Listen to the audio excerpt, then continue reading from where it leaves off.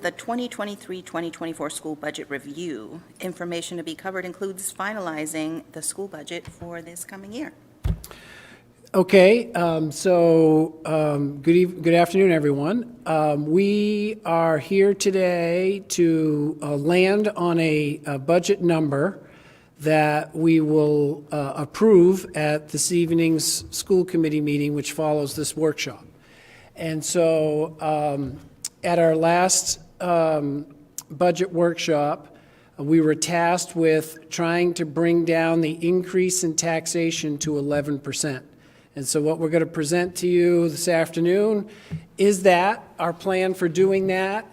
And to do that, we're also going to try to walk you through what has got us to this point, kind of telling our story, getting to this point, which I think can be helpful. It could also be a little bit confusing, so I apologize if it does feel a little bit confusing because of the process that we've used and the timing that we've had with everything. If you remember, we had our first, if we can go to the, yep, thank you. If we can go, yep. So on our first budget workshop on Saturday, January 21st, we presented a budget there that had a expense increase of 6.1%, just over $3.6 million. So that's when we started with on Saturday, the 21st. For us, just to kind of put that in context, we are, as you know, pretty heavy in personnel.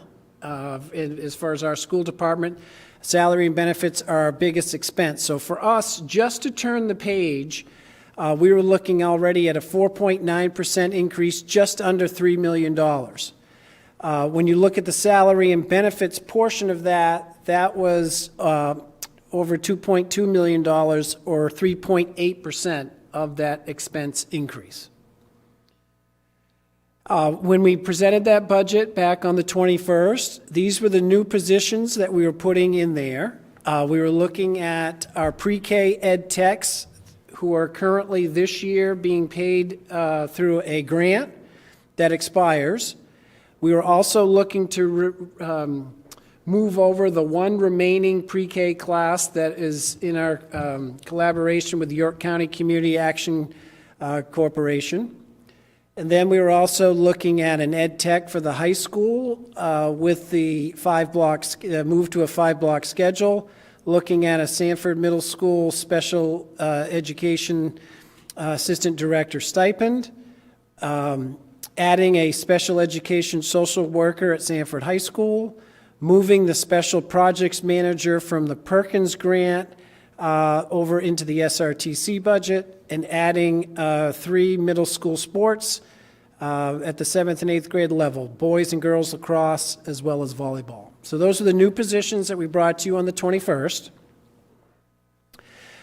On January 30th, that's when we received our preliminary state subsidy. The 279 report was released, and we went through that. So when you do add in our revenue, we had an expense budget increase of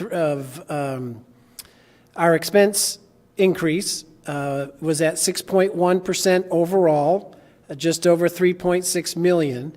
And once we get our revenue projection, then we can also put that towards what our impact to taxation is going to be. And so our impact to taxation after receiving our 279 on our preliminary budget was to 25.5%. Okay? So then we had to get to work because, as we know, those are high numbers, unsustainable numbers.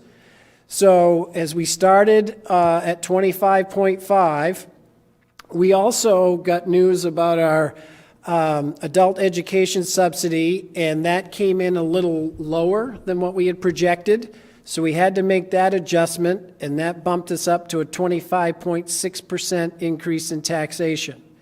We made some cuts on that day, over $80,000 worth. That brought us back down to 25.1. And at that time, we were also looking at using reserves that we had in some of our reserve accounts. We used just under $600,000 of reserves. That brought us down to 21.2. And then we were also looking at using carryover, anything that was in excess of a 3% for carryover that was recommended by the auditors. That got us down, using $532,000 of that. That got us down to 17.8%. So that's where we were on the 13th. When I talked about those cuts that we had made, the $80,000, there's where they are. We adjusted our sick buyout by $26,000. We have less people planning to retire than what we had in the past. We also adjusted one of the custodial positions. We broke that up into two part-times. That got us some cost savings, and then we also removed a batting cage request as well. When it came to us using those reserves and the carryover in reserves on the 13th, in the health insurance reserves, we used $437,000. Fuel reserves, we used $40,000, and then special education reserves, $119,000. So that got us to the total of $596. And then you'll notice there's the carryover, as I mentioned, was getting us down to 3%. All right, so that brings us here tonight. This is how we plan to get us down to the 11%.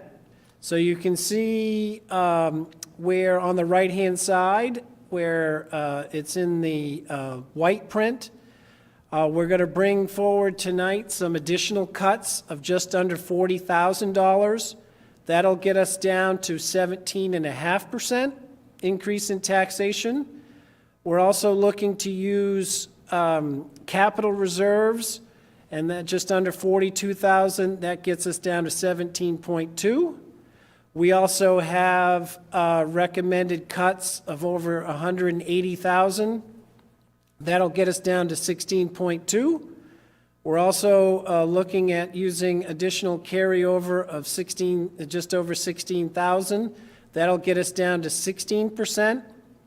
We also received our health insurance numbers since our last school committee budget workshop. Those are in our favor, so that allows us, by adjusting that, that's going to have us save almost $300,000 there. That'll get us down to 14%. We can use some additional health insurance reserves, just over $80,000, and that'll get us to 14.5%.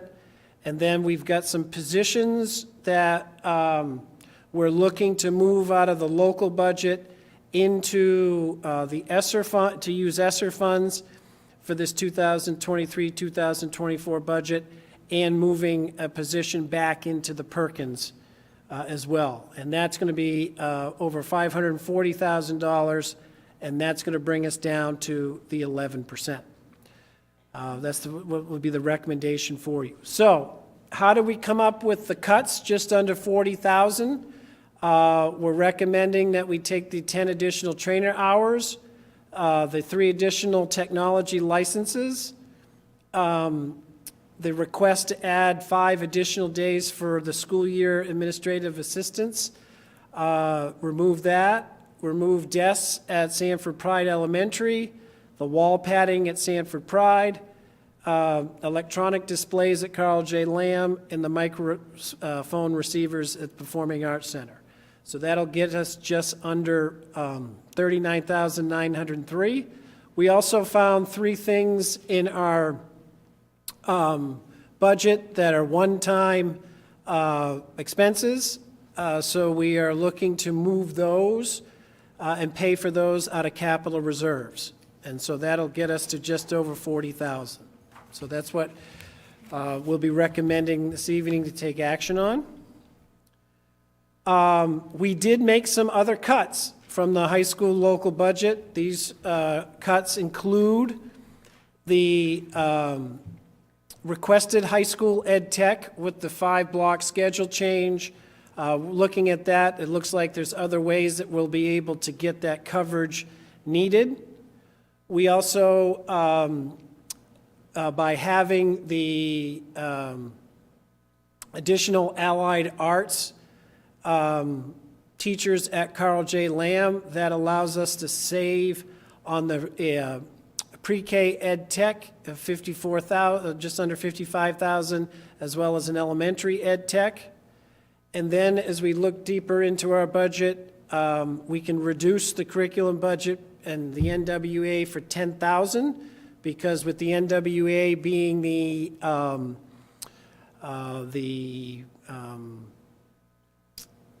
state test, the state assessment test, the DOE will pick up the majority of grades for that, 3 through 8. So that'll lead us through K through 2 and grade 9. So we can save $10,000 there. And then we're also looking how we're able to save $10,000 in the pre-K supplies. So that, when you combine those positions with those other cuts, that'll get us to over $180,000. And then we're also looking at, for us to get us to that, to help get us to the number of using another $16,000 in carryover, as well, to get us down lower. And then, as I mentioned about health insurance, we started with a 9% increase. And then when you look at the Blue Cross portion of 9%, and add that to the Harvard Pilgrim, because remember, we have Harvard Pilgrim covers the majority of our employees, but we do have Blue Cross, who does cover our custodial unit and our administrators.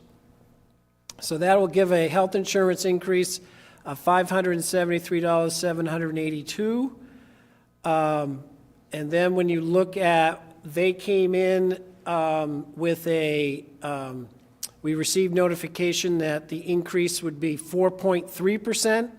So when you apply those savings, it gets us almost $275,000 in savings. That brings the increase down just under $300,000. And then when we're using the health insurance reserves of $437,248 towards that, and then we're putting some back into reserves to be able to get us to that number, and then that's what we will be using for $356,000. Do you want to add anything So to the that? idea is that the reason why we're returning some money back into the reserves is we're bringing it down to 0%. So that's what we did. So instead of having it at 9%, we just bought our way down to 0%. And that's why we're giving some money back into the reserves for future use. And we also received word, in addition to getting the 4.3% increase, we also received word that we had qualified for the contingent premium as well. And so by hitting that mark, those are savings that we can come back and put towards future reserves for us to be able to just protect ourselves with the volatility. When you look at health insurance, we want to be careful about what we're doing this year, but also making sure that we have reserves also in place to help future years. I also mentioned a big part of this was some of our local budget requests. We had moved those over into the ESSER funds to be paid for by ESSER funds in 2023, 2024. And so what we did there was you have the Sanford Middle School Special Education Assistant Director stipend, as well as the additional special education social worker at the high school. And then these are 4 positions, these next 4 positions were ESSER positions this past year. We were hoping to move them into the local budget for this upcoming year. So we're moving them back. That would be the ELL teacher to be shared between MCS and the middle school. We're also looking at the special education, a resource room, as well as self-contained piece, and that's in the, at Carl J. Lamb, and then also looking at a Sanford Middle School resource room special education teacher. So those come under just under 500,000, so we're moving those to ESSER. And then, as I mentioned, we're also moving the local budget back into from the local budget, moving it back into the Perkins grant at SRTC, that special project manager position. So when you add all those together, that's a savings of 540,000. And so what we do have remaining, preliminary, for our plan for ESSER for 2023, 2024, we've kind of divided those up by school. You'll see that at MCS, there'll be a social worker, our second and a fourth grade teacher, the ELL teacher I mentioned, as well as a couple special education ed techs at MCS. Carl J. Lamb School will have a social worker, third grade teacher, the 2 allied arts positions, as well as those 2 special education positions that I already mentioned, the self-contained and resource room, as well as a special education ed tech. At Sanford Pride, we will also have continue with the social worker, as well as a second grade teacher and a first grade ed tech. Over at Sanford Middle School, we will look at keeping a school counselor, 1 administrative assistant, social worker, 7th and 8th grade teacher, a music teacher to help with the allied arts schedule, and then, as I mentioned already, the special education resource room teacher for 7th and 8th grade, as well as the assistant director stipend at the middle school, and then also a special education behavior interventionist position. And then at the high school, 4 positions, 2 English teachers, a social studies teacher, and I don't think that's now that I look at that, the special education math teacher. Looks like that might be an error. Yep. And then we have a district communications coordinator and the special education behavior interventionist also for the district as well. Now, there are some positions that, in order to do this, we have to make sure that we can't continue, that we recommend not continuing in ESSER. I do want to, as I've mentioned all along, all of these positions are necessary. All of these positions are important. There is none of these that are easy. We knew coming in that we had ESSER funds that would have to be expended within the 3-year period. So some of these, as a result of our current situation, are going to have some of these positions not continuing next year, when I think we could make an argument for all of them to continue. That would be a kindergarten ed tech at MCS, a kindergarten teacher at MCS, special education ed tech at MCS, the CJL grade 1 teacher position that was a 1-year position, Sanford Pride elementary kindergarten teacher, the elementary K through 1 school counselor, 4 teaching positions at the high school, science teacher, art teacher, world language teacher, and special education math teacher. At the middle school, 1 grade level teacher from each grade, 4 positions there, library ed tech, 1 of the administrative assistants, the 5th and 6th grade math interventionist, special education ed tech, and then at SRTC, an ed tech, and then the district-wide nurse for that. One of the things we were looking at doing was, if you remember, we used ESSER funds for some specific purposes. They were mainly to get our kids back to school, in-person learning 5 days a week. In order to do that, we had to make our class sizes smaller. And with our 3-year plan, we were looking at gradually increasing those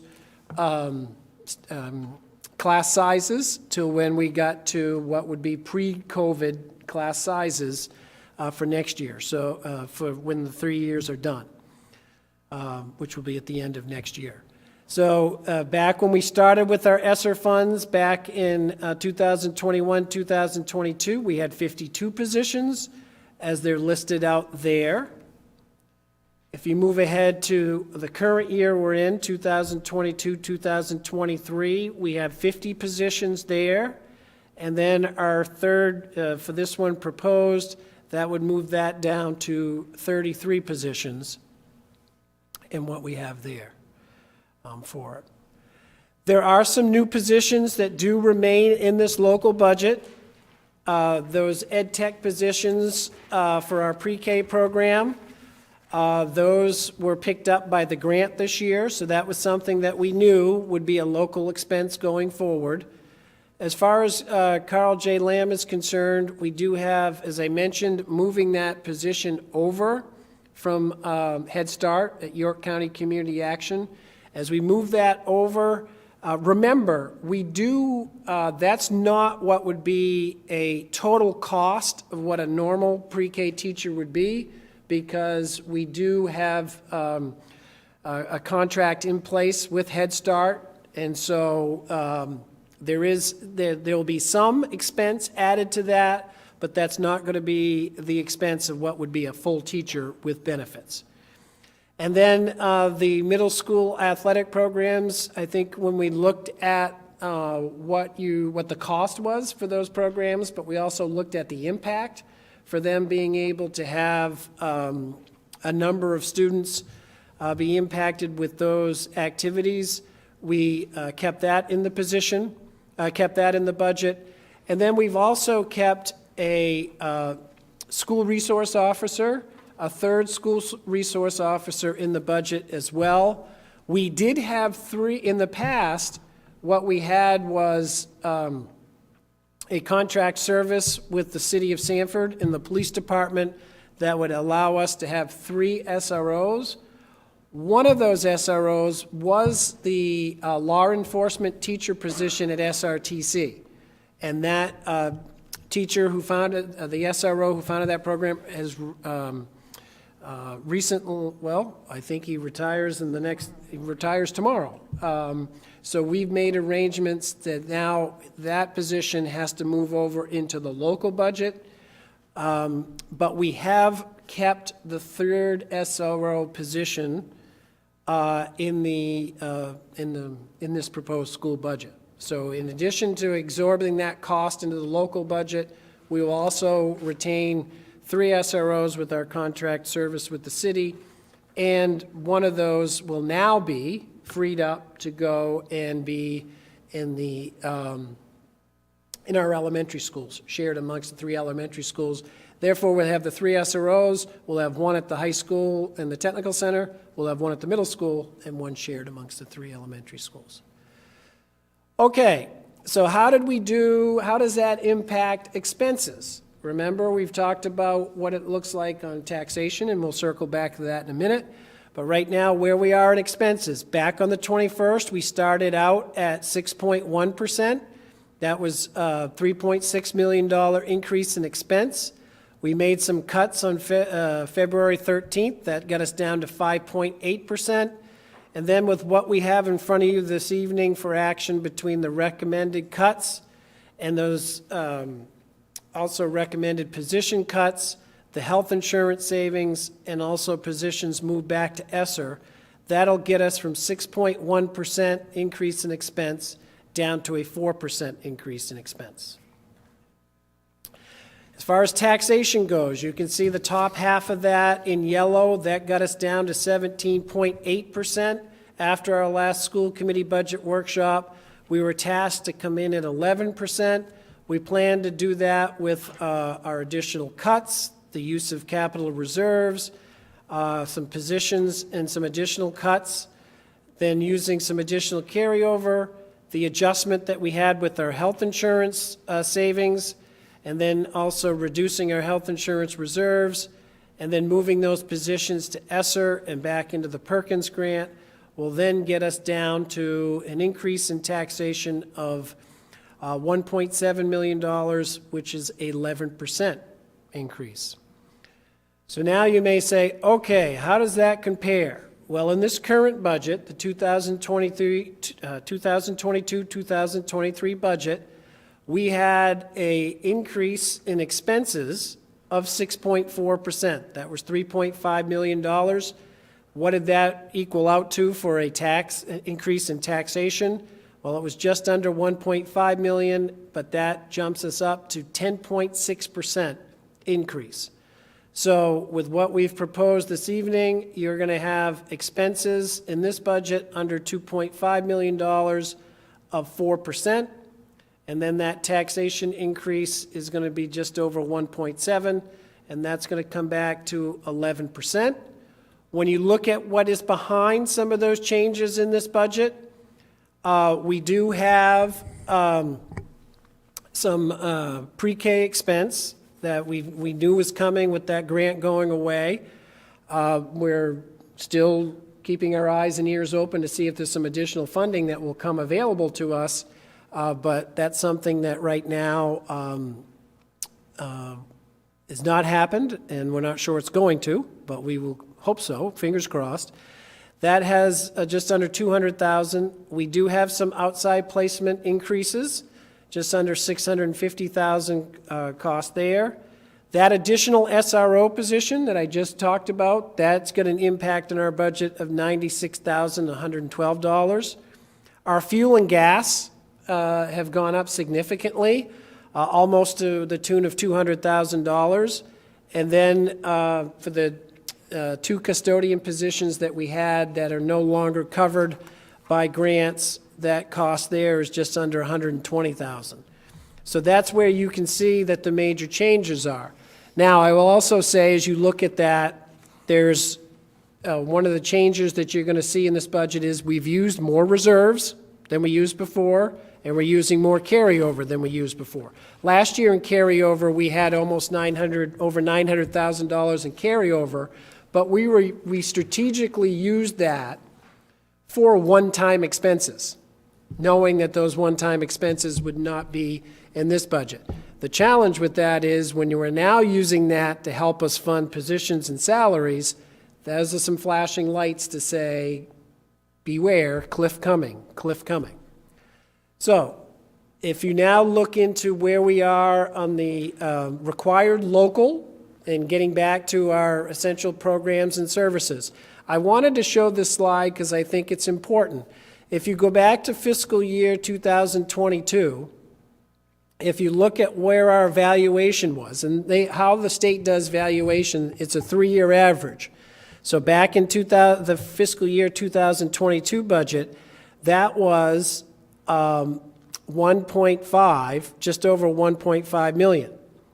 Now, if you remember in that budget, there was a lot of funding that became available right towards the end of March. That was where we were as a result of COVID. And what we did with that money was we put that completely towards taxation. Okay, so you can see that the required local that year was less, just under $11 million. Okay, so then if you go into this current budget, you can see that what the required local was has jumped up significantly on that. We knew that was coming. We knew that with the valuation of properties, not only in Sanford, but especially in southern Maine, those were going up. And then if you look in this year proposed budget, if you look at where we are, remember, we took a hit in subsidy, in funding, for almost $1 million. So there's 2 years in a row with $1 million, almost $1 million increases, and you're looking at that year of fiscal year 2022, where we put all of our savings towards tax relief. You're now seeing that is catching up to us, because now we pull out the CTE subsidy and the debt service. We pull those out because that's a different funding formula that's going to use for those. And then you can see where the EPS is, and you can see where the state subsidy percentage is for us in those 3 years. Okay, so I wanted to point that out because we knew, as wanting to kind of save some of our carryover funds, because we knew that valuation was going to go up. We also know if the formula stays the same, that next year we can expect with that valuation 3-year increase that we are also going to take a hit again. Remember, They will fund everything to 5%. Anything over a 5% increase is going to result in being shifted over to the local. Right, because with valuation, it's actually a 2-year lag. So it's doing it based off FY '22, '21, and '20 is the formula for this year's. So next year, 2023 is already out on the state website, so that's increasing drastically, and we're dropping a lower one down. So it's, I think, around $1.4 million just in that amount we're going to have required local. Additional. 1.4 million, oh, yep, additional. Because valuation is going up. Okay, so now what I want to show you also is, and you have a handout here, okay, that this is how does Sanford, what does it look like for our per pupil costs? Okay, and so I'll try to walk you through this the best that I can. We have all of the schools on the left-hand side. Those are the schools in Cumberland County and York County. And you'll see that about halfway down the page is the local average. Those are the average of all the Southern Maine schools. And then a couple rows below that, you'll see in the green, that is the state average.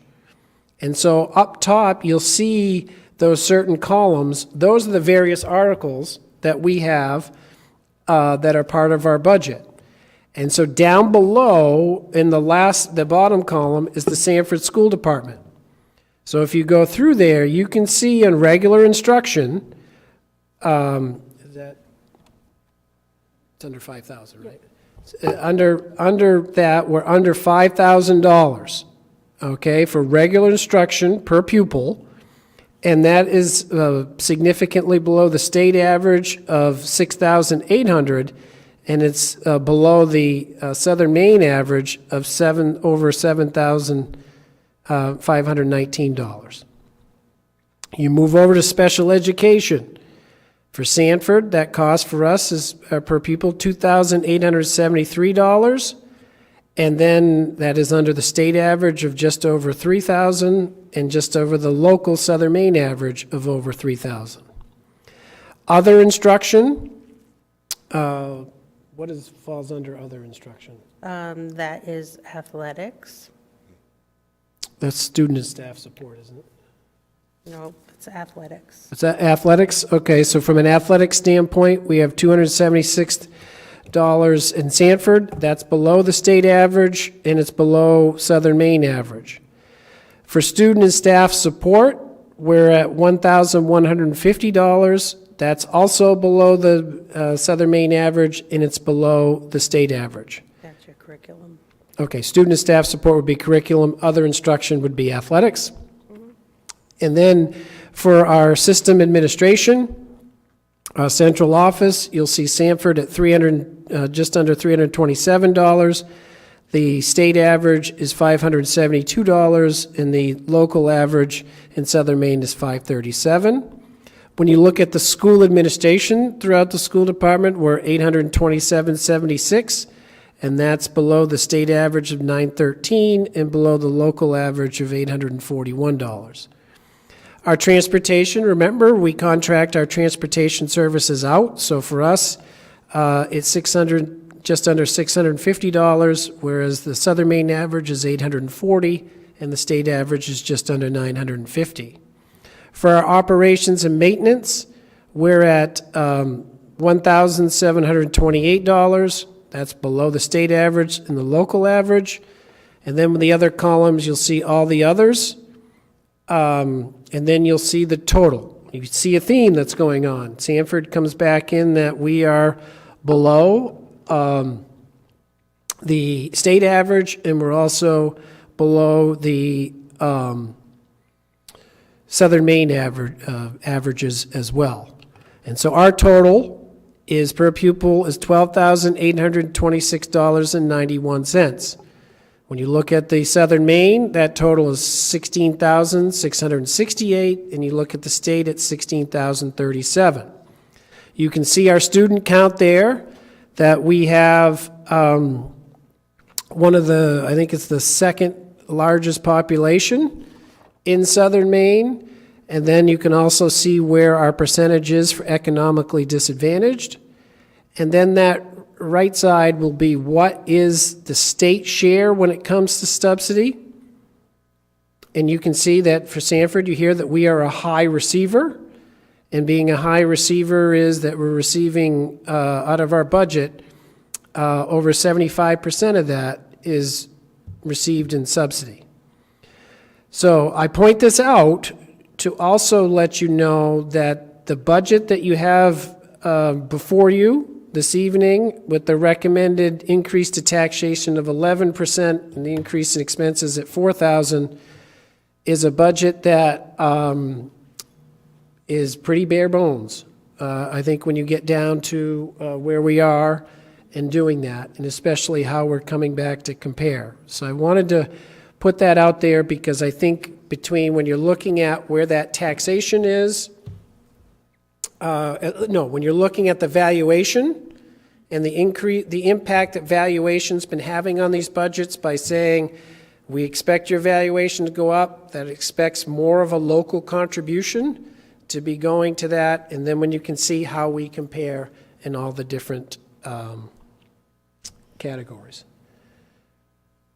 I did also want to talk about fund balance because that's a question that we've also received. And so in our last slide here, or next to last slide, you see the audited fund balance that brings us back to the 2014-2015 budget, all the way up to where we are in the 2021-2022, because that are the ones that have been audited to this point.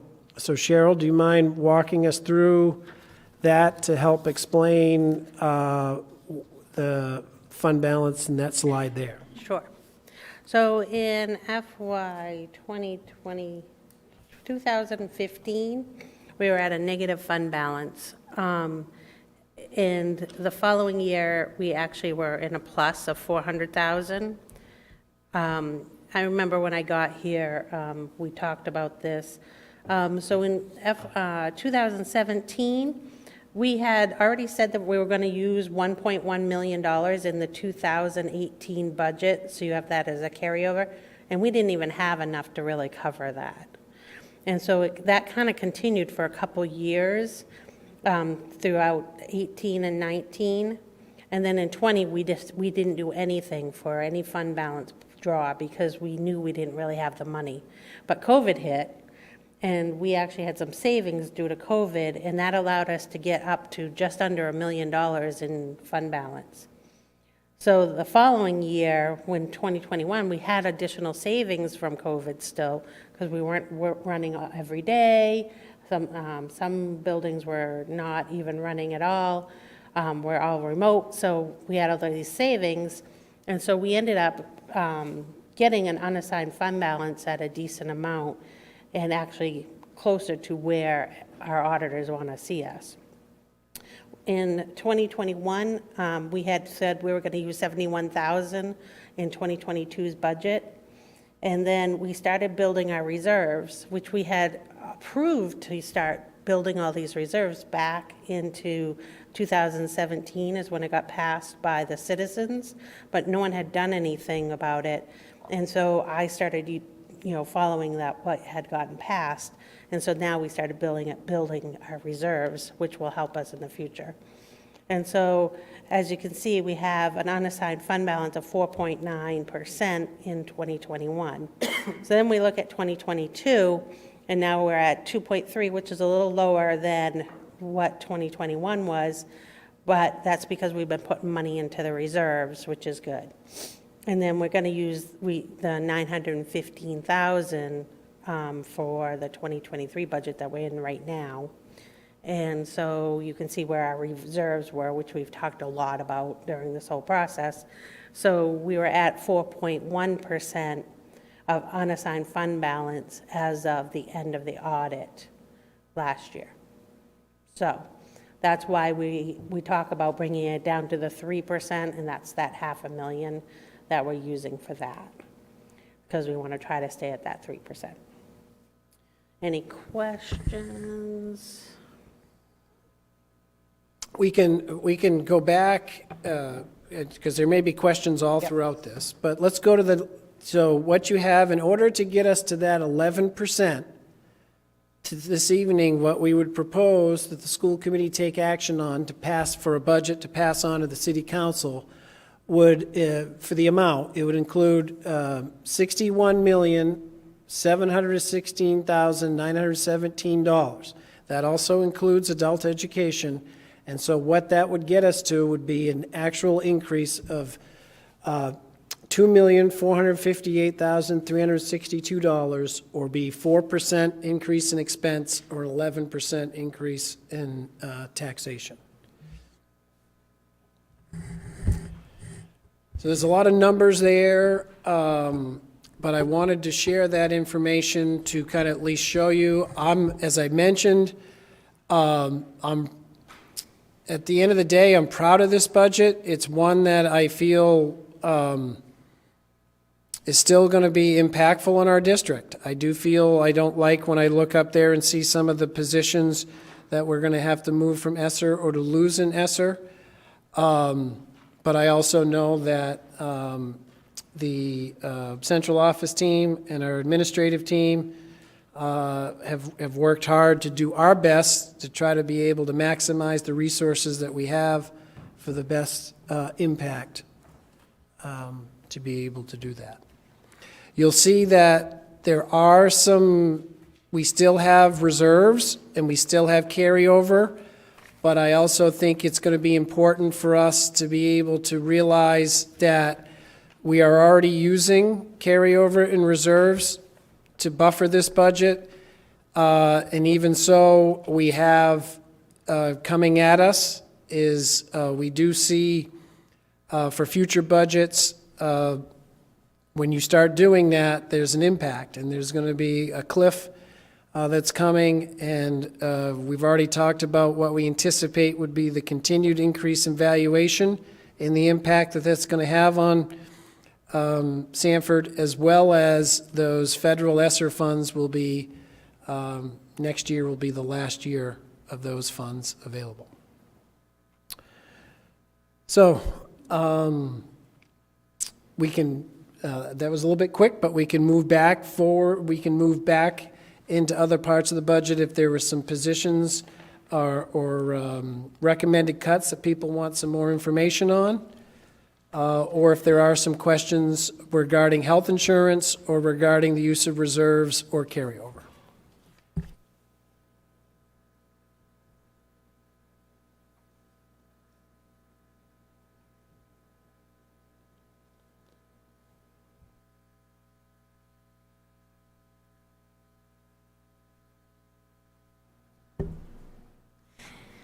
I would, it's a lot to digest. And, you know, I'm not sure how many people are watching. I'm sure this is an exciting meeting for everybody to be wanting to tune in. You know, I think I don't want to speak for all of us, but maybe I will when I say it's sad to see so many positions, 20 positions, that unfortunately can't continue because of ESSER funds. Mr. Nelson said, we don't want any of them to not continue, so it's heartbreaking. In some of these, and it might be too early to say, with some of these positions, with retirements and such and other movements, that doesn't necessarily mean that we are losing 20 of our amazing Sanford staff either.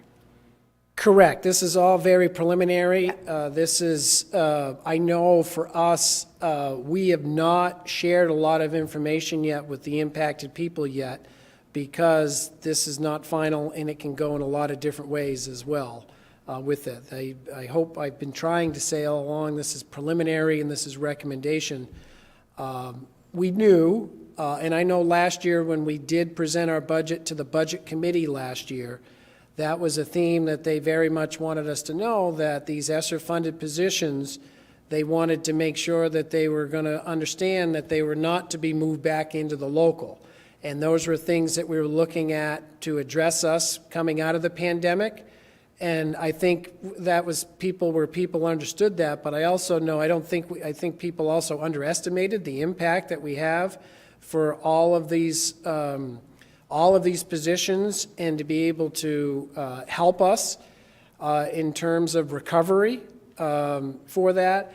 And I also think that, as you could see what we've done with past budgets, some of those positions that we had, there were requests even before COVID, because there were some of those needs that were there that we understood that. So when you do fill those positions, and then you see that, especially with the increased needs that our students are bringing forth every day, that's a major impact when you look at that and see that. It's one thing to see it on a screen, but when you know exactly what's behind all of that and the impact that those positions are having throughout our district, it's, as Amy said, very, very tough and very difficult. So on that fact that we're losing these 20 positions, or preliminarily, potentially, this worksheet here that has the per pupil ratios on it, this, like $12,826 per pupil, which is $3,800 less than the local average, has these 20 positions in it. Am I correct on that? Okay. No, because those aren't EPS formula driven. Oh, okay. Okay.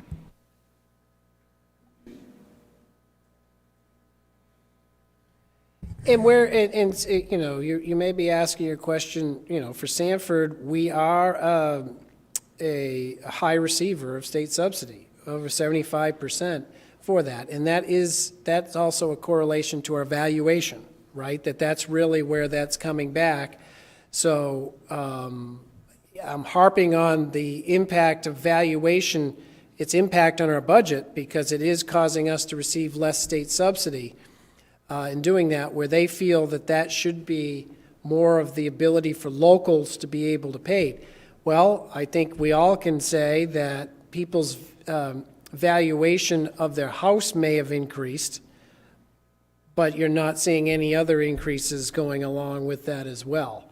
And so that's where it makes it challenging for us to do that. But I think that shows, hopefully, to the public that we are being careful and stewards of the funds in doing that. But I also think that you can see it's also impacting our schools as well. And so I feel comfortable when we're looking for any of the increases that we are asking for. As high as they may be, I don't think we're doing that irresponsibly.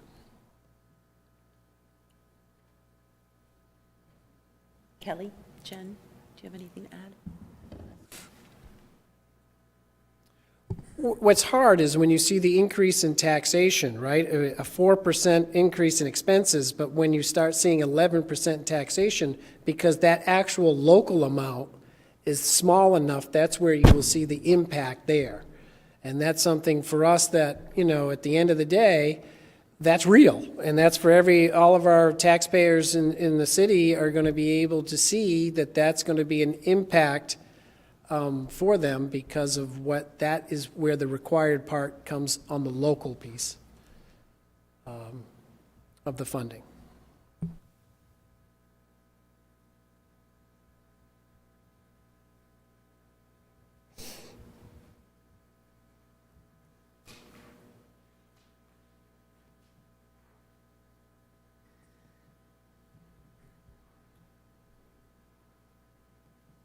So what would you like us to do to move I guess that there's some, as you can work through the slide, there's some things that are dated on today, February 27th, that are some recommendations that we have forward to you to get to the request of 11%. Are we okay going forward with that? Are there any questions about that? Any disagreement, any concerns? Because ultimately this evening we are going to have to vote on that final number.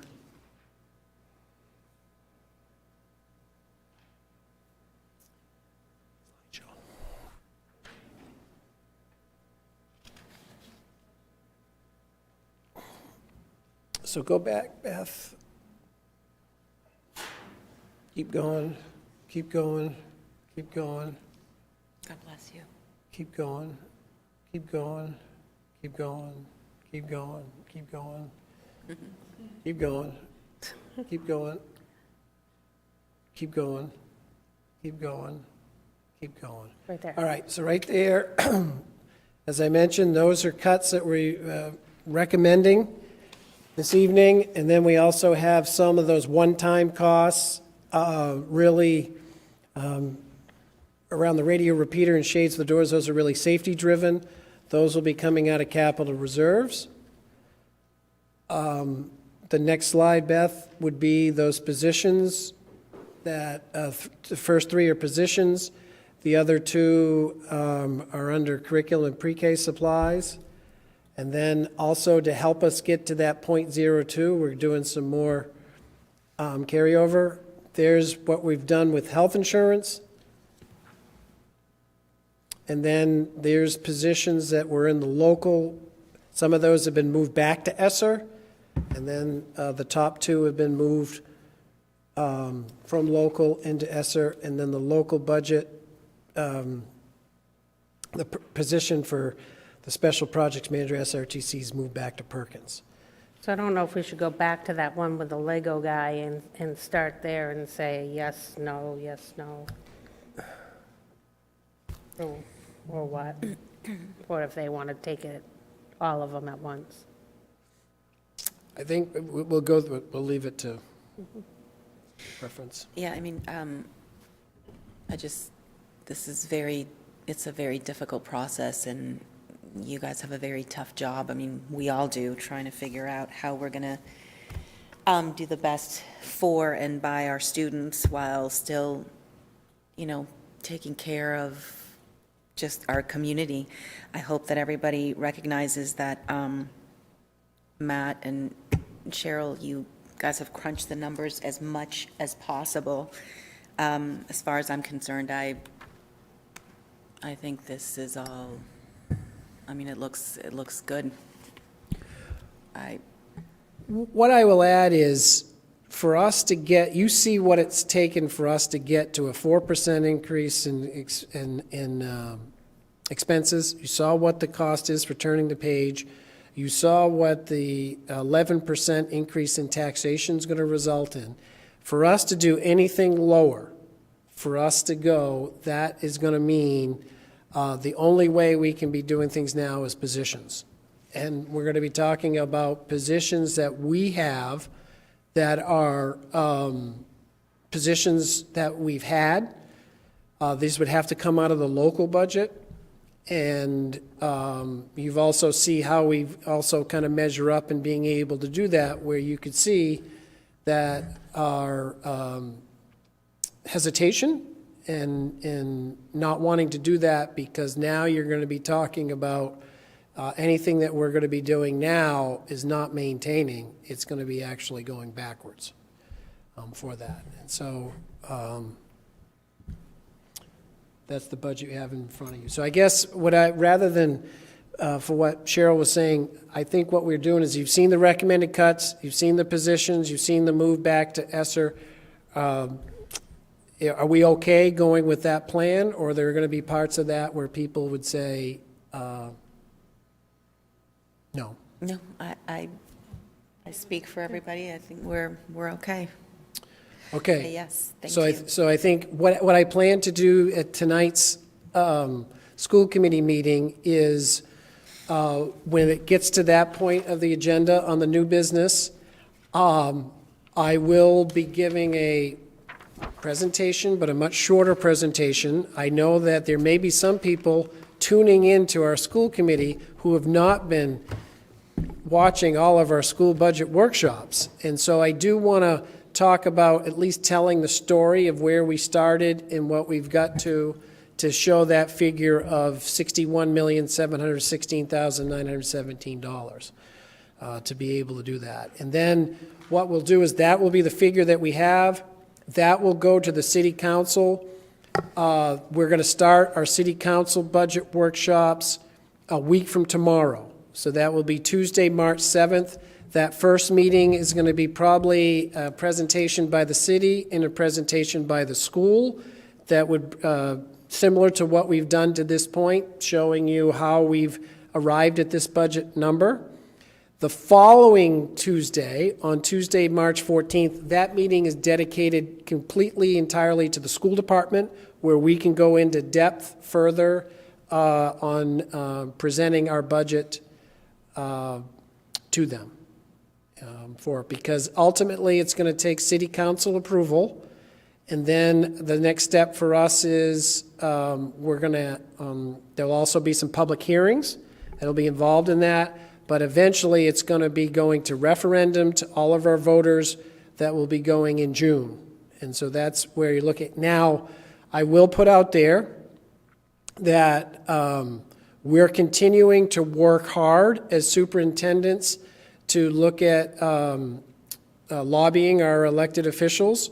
We have a meeting this Friday. The York County Superintendents are meeting with the head of the Education and Legislative Committee as we're coming back, because I think if you look at the challenge that we have, we are not in a unique situation in Sanford. You're going to be looking at many schools throughout the state, many in this part of the state in southern Maine, and some that are very close to us, who are also going to be getting some significantly less funding, and the impact that that has for that. We also know that sometimes they have adjusted that mill rate, and so that could be something that is a possibility, but unfortunately that timeline doesn't really line up with ours yet, so we're going to move ahead with what we have this evening. And so I will give a mini presentation to help the public understand how we've got to this point in the process. And I will also do my best to also explain, to let them know that how challenging this is. And also, I think it's important to realize, you know, we're not just year to year. We also have to get through this, but we also have to look at our future years and the impact that those are going to have on us as well for it. Cheryl, I know one question that I'll get on a loop now, just from community members, is in reference to the mill rate. Do we know what the increase in mill rate would be With us? I don't, because I don't know what the value is of this year. I don't even think the city knows yet. Okay. Ronnie didn't know when I asked her recently, so. Do you know when that normally comes out? I mean, that's really the number one question that the First. public asks, to be honest, is they want to know what the ramifications are Yeah. for their property taxes. and what Usually the- around April 1st. Okay. And that's a good question, Jen, because if you remember, up until recently, not only did our budget have to be approved by the Budget Committee, but you also needed to have the city's budget approved. And they, without having that June referendum, they have the ability to kind of push that out a little bit so that they can see what they've got for funding, so they can absolutely make sure on what they vote and approve to make sure that it's going to have the least impact on, or the best result for taxpayers with that. And so we don't get that luxury because of our June referendum per se.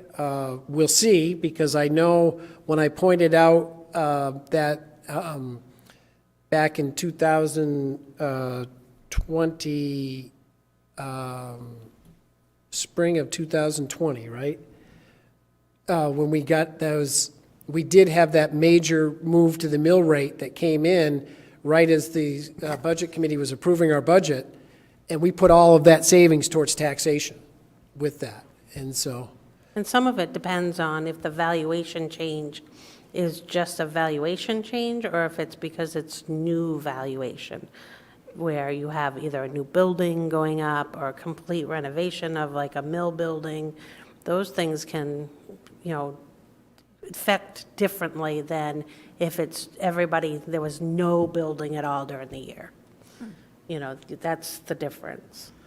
So if you have a lot of brand-new stuff, that can help us out, but I don't really see that side because I'm on this side. And I think that just going back to that piece and the mill rates, I think being a little more offensive, putting out fact sheets out there with data such as, how many school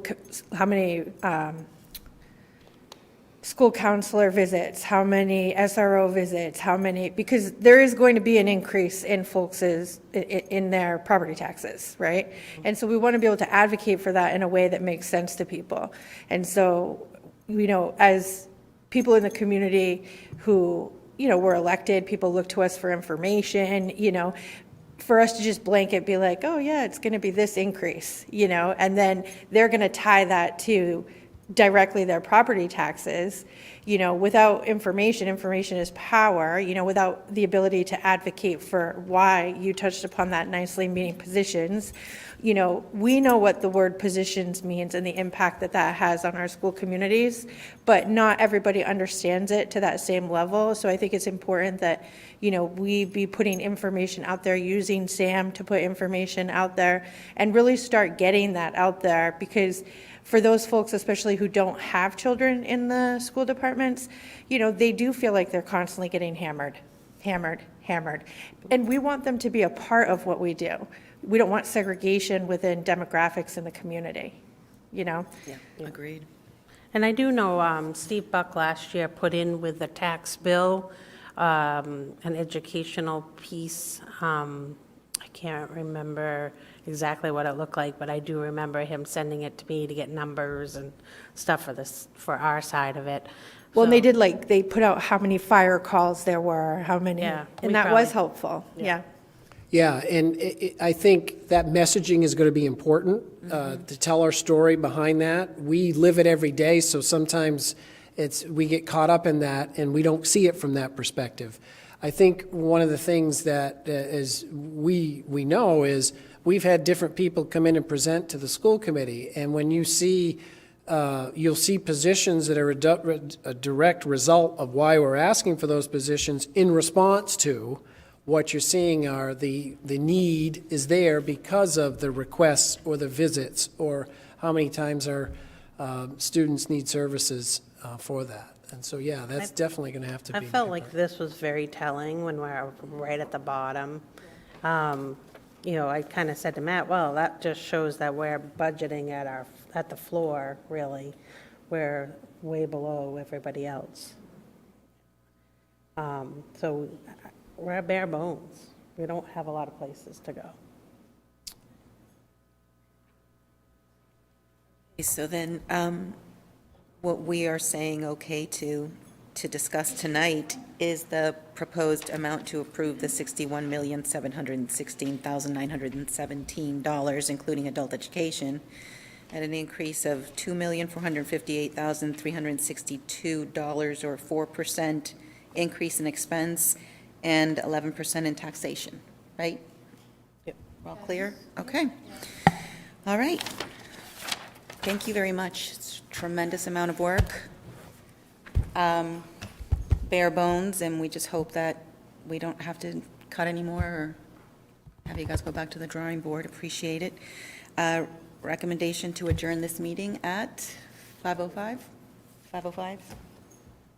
Recommended, yes. Motion by Jen, seconded by Amy. All in favor? All in favor.